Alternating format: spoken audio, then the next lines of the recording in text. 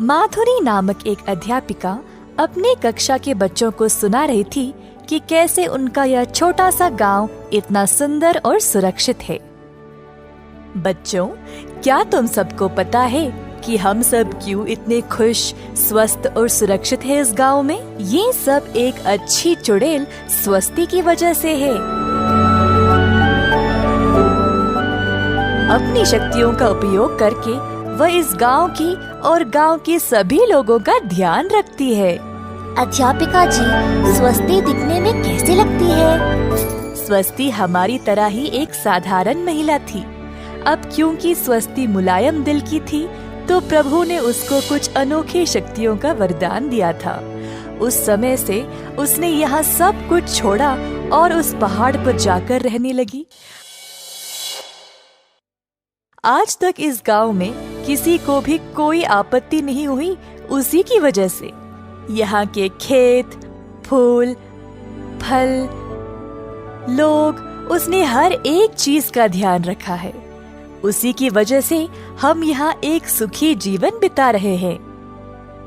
पर अध्यापिका जी, क्या हम स्वस्ति को देख सकते हैं?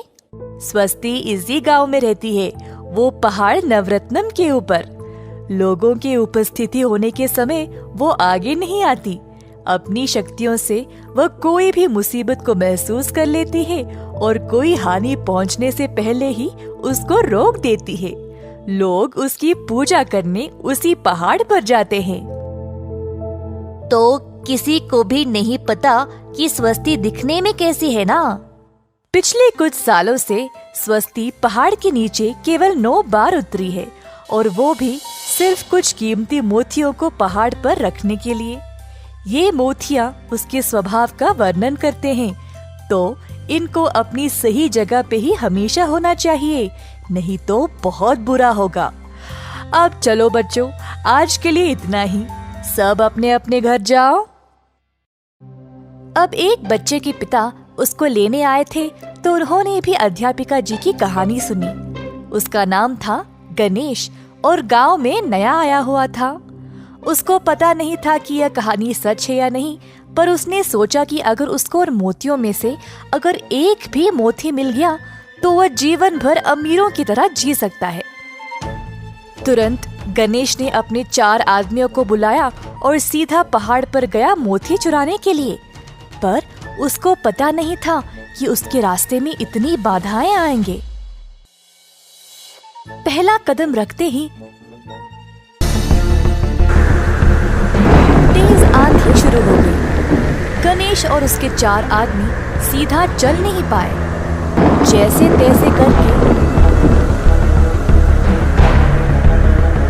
अंत में वह उस पहाड़ के ऊपर चढ़ ही गए। पहाड़ के ऊपर उनको एक हरी चमक दिखाई दी। पास गए तो उनको एक मोती मिला।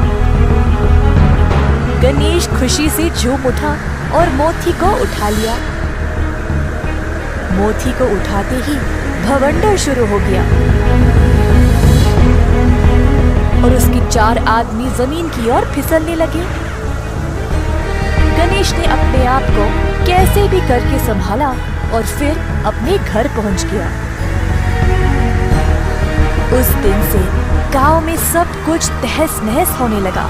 ना खाना था, ना पानी। सारे खेत भी नष्ट हो गए और गांव के ऊपर काले भयानक बादल छा गए।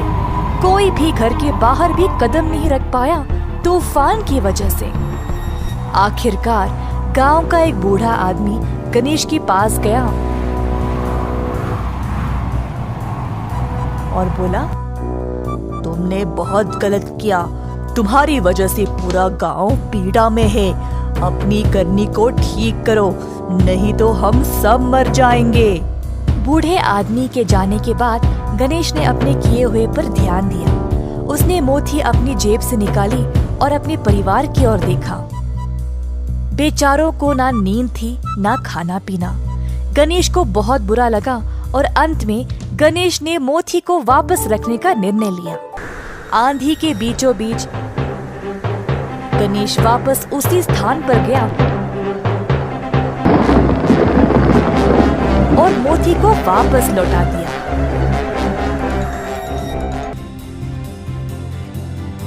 गणेश के ऐसा करते ही सारी परेशानी खत्म हो गई और गांव की स्थिति वापस शांत और सुंदर हो गई। इस घटना के बाद स्वस्ति गांव में आई सबको उन मोतियों का महत्व बताने के लिए। उस दिन से किसी ने भी मोतियों को छूने की हिम्मत भी नहीं की।